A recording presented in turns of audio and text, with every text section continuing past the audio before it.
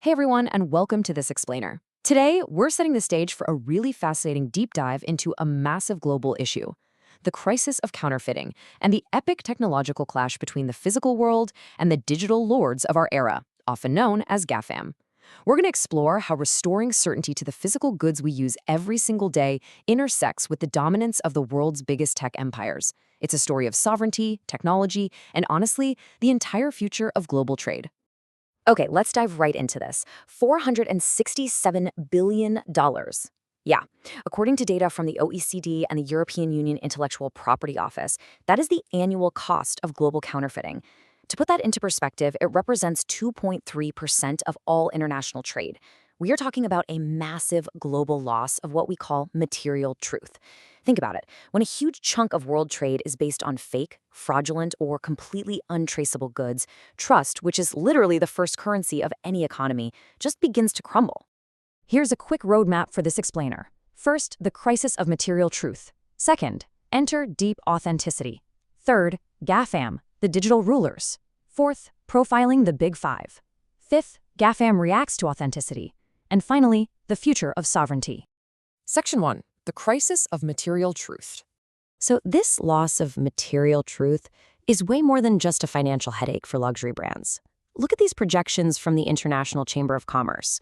We're looking at potential annual losses hitting $2.8 billion. I mean, that means the destruction of millions of jobs. But more importantly, it means a direct threat to human safety through the rise of fake medicines and illegal supply chains. Seriously, how can sovereign nations protect their citizens if they don't even know what's actually crossing their borders? This is a fundamental crisis of state sovereignty over vital, life-sustaining flows. Section 2. Enter deep authenticity. To tackle this, strategic thinker and innovator Saeed Smallah developed a concept called deep authenticity. It's based on a pretty profound observation. Modern civilization has kind of lost control over the truth of objects. To fix this, deep authenticity acts as a universal technological infrastructure.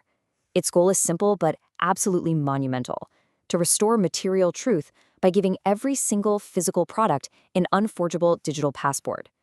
This is all about linking the physical world to the digital world to secure economic sovereignty.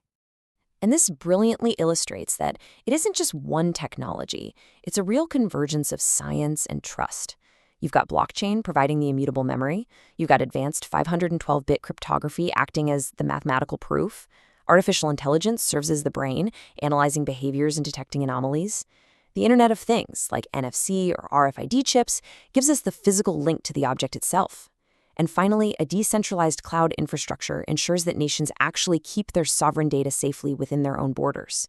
It's matter, data, logic, and proof, all combining perfectly. Section 3. GAFAM, the digital rulers. Now, here is where the story gets incredibly complex, because any new global standard for digital truth absolutely has to contend with the current lords of the digital realm. We literally cannot talk about global digital infrastructure without talking about GAFAM: Google, Apple, Facebook, or Meta, Amazon, and Microsoft. As the institutional analysis points out, these 5 pillars dominate the global digital economy. They don't just participate in it. They structure how we access information, they own the cloud infrastructures, and they drive artificial intelligence. They wield such immense economic, geopolitical, and technological weight that they actively shape public sovereignty strategies. In this whole quest for material truth, GAFAM are acting as both potential partners and systemic competitors. Now, what's really interesting about this breakdown is seeing the specific power structures of these 5 giants. Just look at Google. They hold a 90% dominant position in global web search, leaning super heavily on big data, though they are reliant on advertising. Apple is the absolute leader in premium smartphones, leveraging immense user loyalty and security, even if they're limited by a closed ecosystem. Meta rules global social networks and societal influence, but, struggles with reputation and surveillance issues. Amazon is the undisputed leader in logistics and cloud infrastructure, while Microsoft remains the ultimate software standard for institutions worldwide. Each of them has distinct strengths and massive geopolitical roles. Section 4. Profiling the Big Five. Let's do a rapid-fire profiling of these giants based on the institutional analysis, so we can really see how their distinct DNA shapes their worldview. First up, we have a clash of physical versus closed ecosystems. On one side, Amazon is the logistics empire. Their strength lies in unparalleled global physical infrastructure, coupled with massive cloud computing power. They physically move the world's goods. On the flip side is Apple, the walled garden. Their geopolitical power comes from their hardware.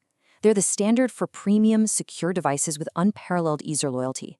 Think of it like this. One moves the boxes, the other secures the device in your pocket. Next, we contrast the masters of data. Google is basically the ultimate information gatekeeper. Their geopolitical role is literally the control of information access powered by an unrivaled capability in AI predictive modeling and big data. Meta, however, is the social sovereign. Their power isn't just data, it's societal influence on a global scale.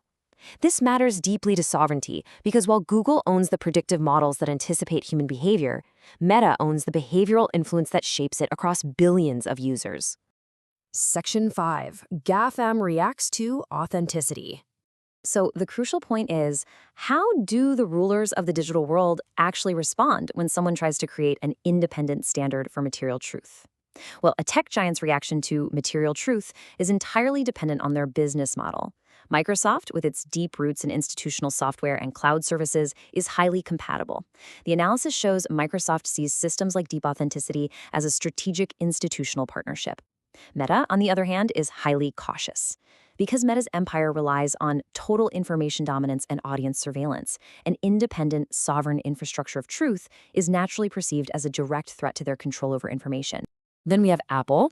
Apple's institutional perception of this technology aligns around ethical vision and technological sovereignty. Because Apple already differentiates itself based on privacy, security, and a closed, trusted hardware environment, the goals of material truth and digital passports for goods harmonize quite naturally with their existing corporate philosophy.